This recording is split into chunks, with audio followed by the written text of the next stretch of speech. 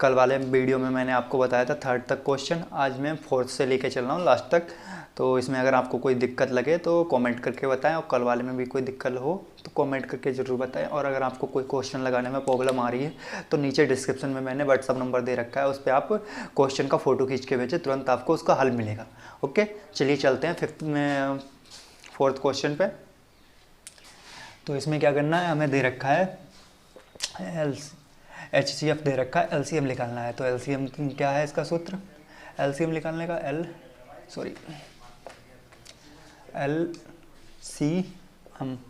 LCM निकालने का क्या है, दोनों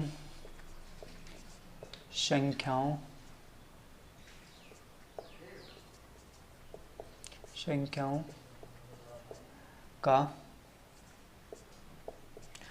गुणनफल,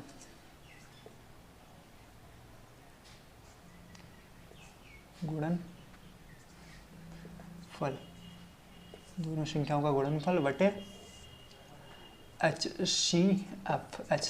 ठीक है, दोनों संख्याओं का गुणनफल बटे HCF। तो हमें क्या करना है, LCM निकालने के लिए LCM। तो दो संख्या हमारी कौन सी है, 360 मल्टीप्लाई 57 बटे LCM। तो HCF क्या है, 9। ठीक है,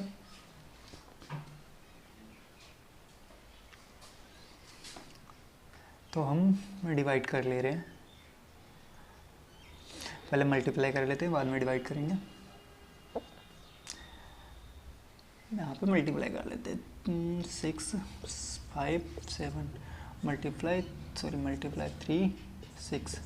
तो हमारा हो गया 6 7 और नहीं 42 के 2 हासिल लगे 4।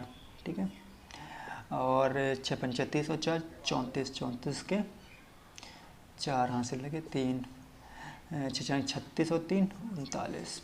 ठीक है, अब यहाँ पे 0 0 0 0 से मल्टीप्लाई, फिर इसके बाद 3 से 7 21 हासिल लगे 2,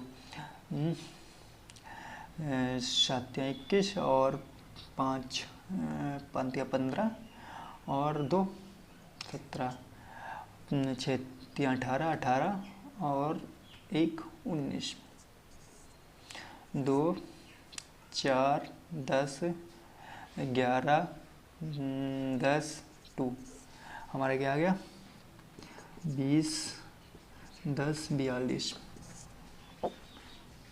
9 से डिवाइड करना है इसे, 9 दूनी 18, 2 आ गए, बचे कितने 2 21 हो गए, 9 दूनी 18, बचे कितने 3, कितने हो गए 23 हो गए, 9 तियाँ 27,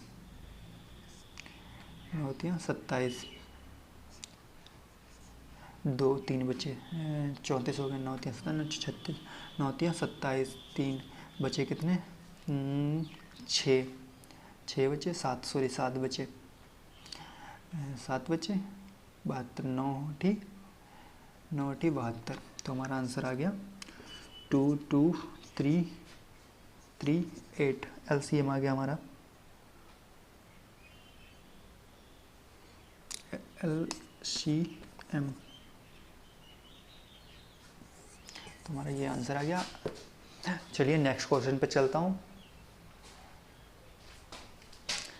1 मिनट, आप लोगों को समझ में ना आया हो तो समझा देता हूँ।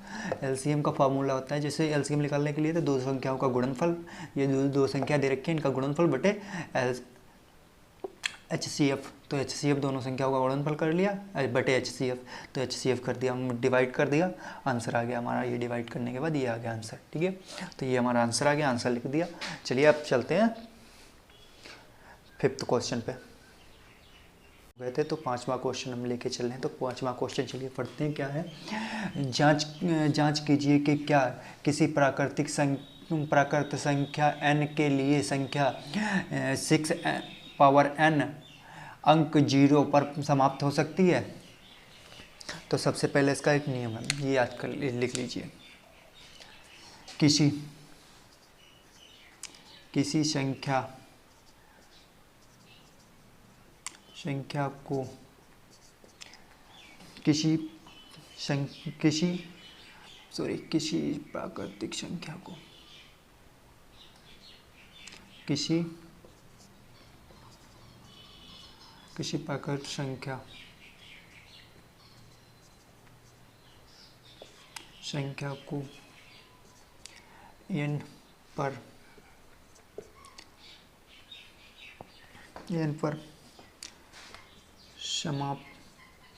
समाप्त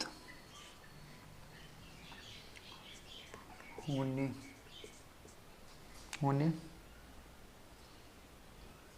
के लिए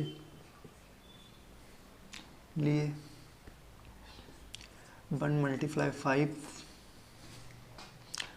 को कम से कम एक बार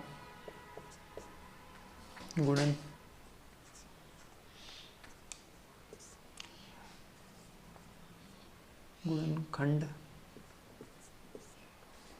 में आना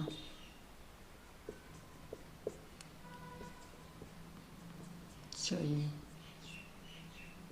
ठीक है, तो किसी संख्या को अगर 0 पे ख़त्म होना है तो उसमें कम से कम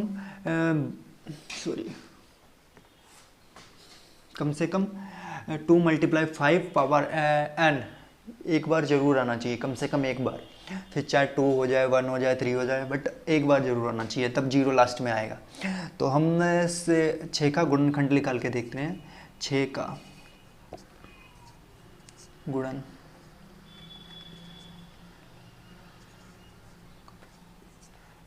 गुणनखंड करने 6 का गुणनखंड क्या हो जाएगा? 6 का लासा निकाल लीजिए। 6 2 से डिवाइड किया 3 और 3 से डिवाइड किया 1, तो क्या आ गया हमारा? 1 आ गया। ठीक है, तो इसे हम मिटा ले रहे हैं। क्या आ गया हमारा गुणनखंड? 2 × 3। ठीक है, तो ये क्या है? ये तो हमारा आ रहा है 2 आ रहा है, बट 5 नहीं आ रहा है। तो क्या करना है हमें? अतः 6n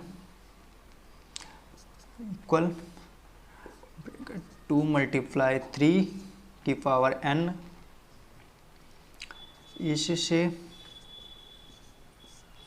इससे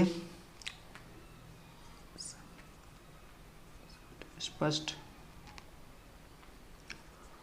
होता है कि 6 की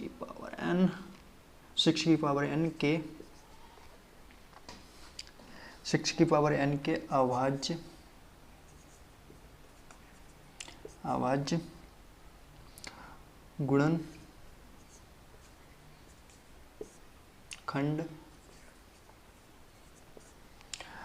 गुणनखंड में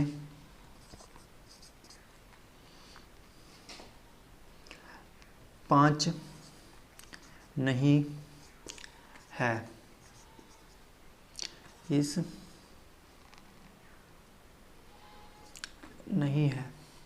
अतः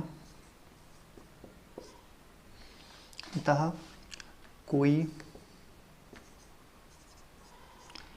भी n ऐसी संख्या क्या नहीं है जो 0 पर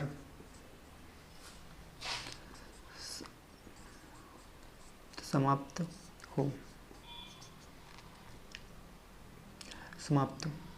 यह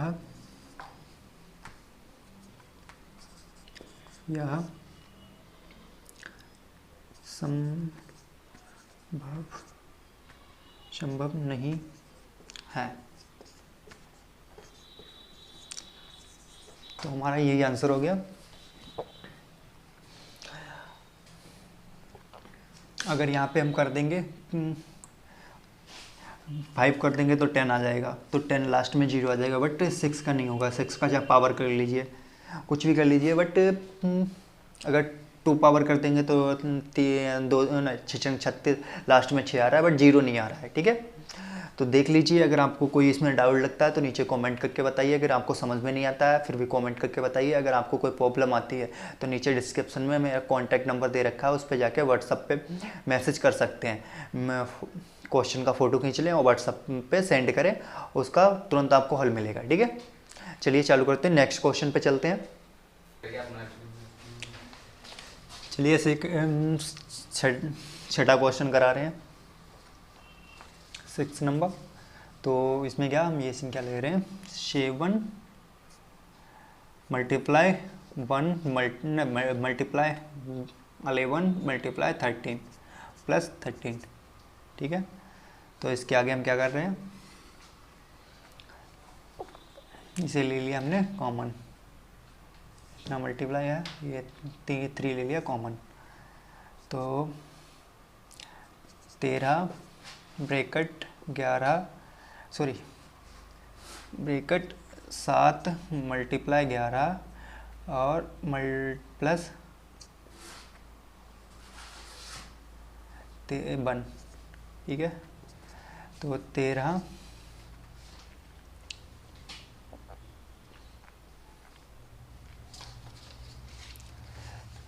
7 सती न 11 सती 77 आ गए, प्लस 1 प्लस कर लिया, प्लस 1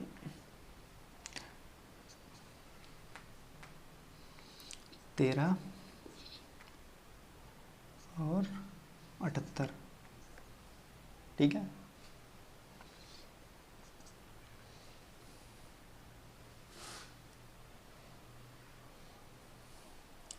इसका मल्टीप्लाई कर लेते हैं।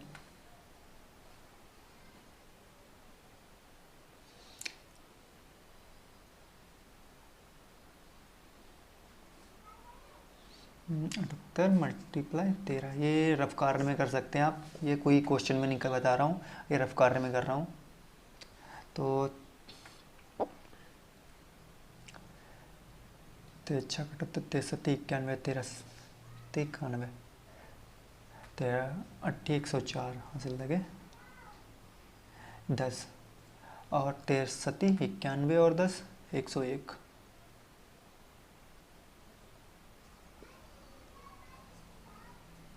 तो हमारा क्या आ गया, 1014। ठीक है, तो ये हमारा आंसर हो गया। लिखना है जो कि एक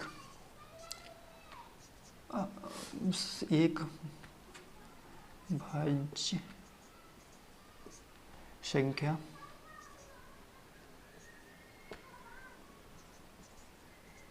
संख्या है, जो कि एक भाज्य संख्या है। ठीक है, अब ये भाज्य आपको कैसे पता करना है, ये देखिए लास्ट में 2 से डिवाइड हो जाएगी, ये जो किसी से डिवाइड हो जाती है वो भाज्य है, बट अपनी संख्या छोड़ के या फिर एक छोड़ के, जैसे या स्वयं से डिवाइड हो या फिर एक से डिवाइड हो, वो होती है अभाज्य।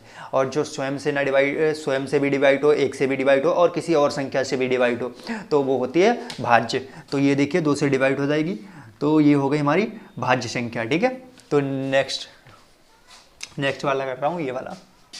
तो 7 multiply 6 multiply 5 multiply 4 multiply 3 multiply 2 multiply 1 plus 5। ठीक है, तो इसमें हम क्या कर रहे हैं, इधर साइड का हम मिटा लेते हैं थोड़ा ये। ठीक है, ये आपको लिखना है क्वेश्चन में जरूर जो कि एक अभाज्य संख्या है। ठीक है, तो इसमें ये 7 है, तो हमने इसमें कॉमन क्या ले लिया, 4 और 5 ले लिया, तो 5 बाहर आ गया। 7 multiply 6 multiply 4 multiply 3 multiply 2 multiply 1 कर लो या रहने दो, प्लस 1। ठीक है, तो 5 इनका लास्ट मल्टीप्लाई कर लो, 2 दूनी 4 नहीं 3 दूनी 6 6 1 6 और 6 चौक 24, 24 मल्टीप्लाई 24, सॉरी 6 चौक 24, 6 दूनी 12, 12 और 2 14, 44 और 7 7 7 7 चौक 28, 28 के 8 आंसर लगे 1।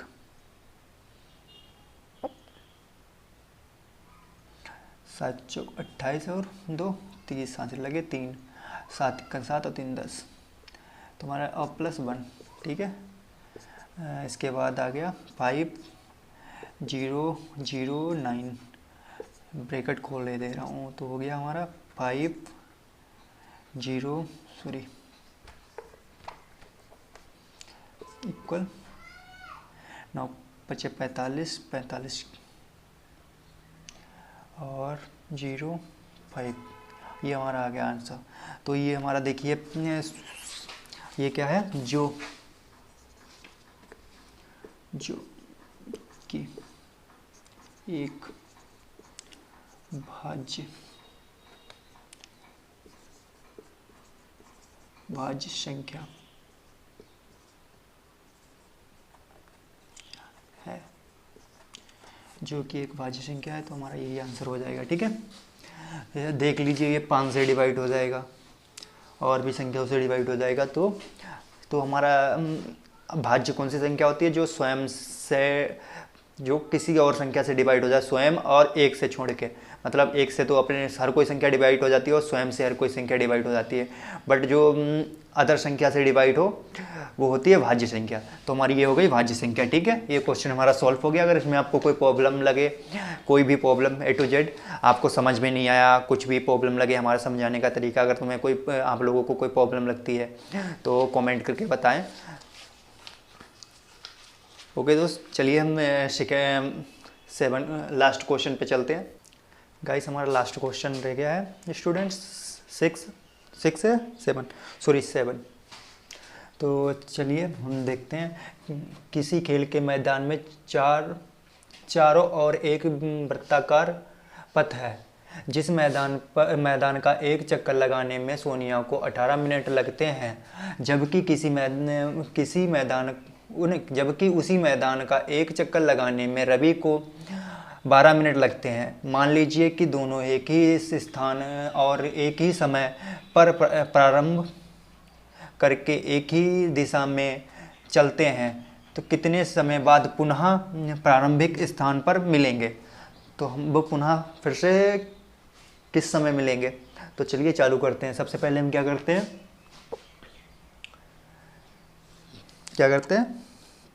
सोनिया को एक चक्कर लगाने में कितना टाइम लगता है। सोनिया को एक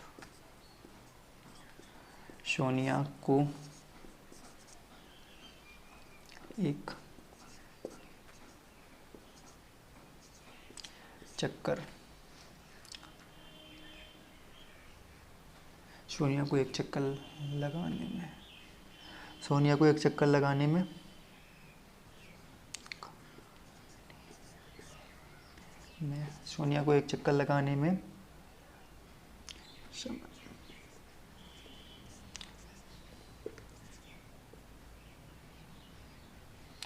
कितने 18 मिनट लगते हैं। 18 मिनट लगते हैं। और रवि को कितना टाइम लगता है। रवि को एक चक्कर लगाने में 12 मिनट लगते हैं। 12 मिनट लगते हैं।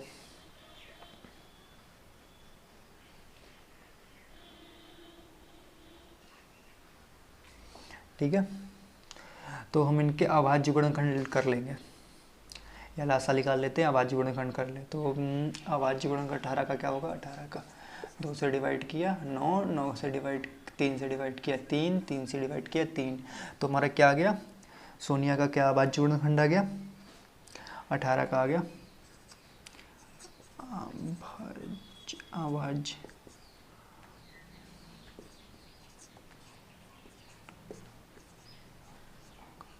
अभाज्य गुणनखंड क्या हो गया, 2 × 3 × 3, ठीक है। तो 12 का क्या हो जाएगा, तो 12 का हो जाएगा, 12 का निकाल लेते हैं। 2 से 6, 2 से 3 और 3 से 1, तो हमारा हुआ है 2 × 2 × 3, ठीक है। तो एलसीएम हम निकाल लेते हैं।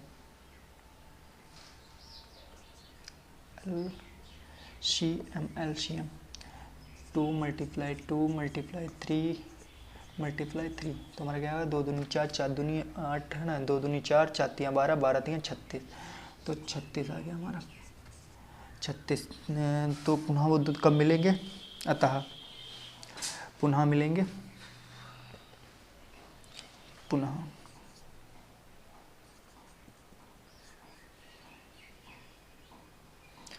प्रारंभिक स्थान, पुनः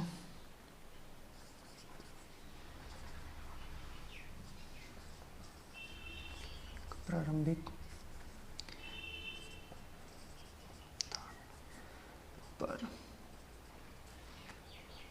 स्थान पर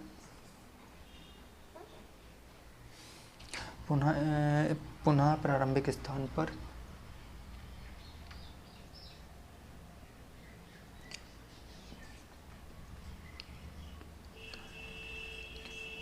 समय।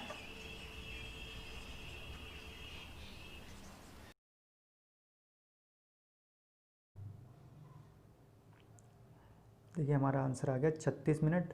तो 36 मिनट बाद पुनः वो मिलेंगे, फिर ये जिस स्थान से प्रारंभ किया था उन्होंने चलना, उस स्थान पर फिर से मिलेंगे, ठीक है। तो हमारी 1.2 प्रश्नावली समाप्त हो गई है। अब हम प्रश्नावली 1.3 पढ़ाएंगे। 1.2 है, 1.3 पे चल रहे हैं। 1.3 में सिद्धि करना है, बट कोई क्वेश्चन नहीं है, 3 क्वेश्चन है सिर्फ, 15-20 मिनट में लग जाएंगे। तो उसमें भी आपको बताएंगे, अगर कोई प्रॉब्लम है, आपको प्रॉब्लम आती है तो नीचे हमारा व्हाट्सअप नंबर दे रखा है, उस पर जाके आप क्वेश्चन का फ़ोटो खींच के भेज सकते हैं। अगर आपको लगाने में कोई दिक्कत हो रही है, कोई भी क्वेश्चन हो A to Z, ठीक है, उसका तुरंत आपको सोल्यूशन मिलेगा। Okay, thank you for watching.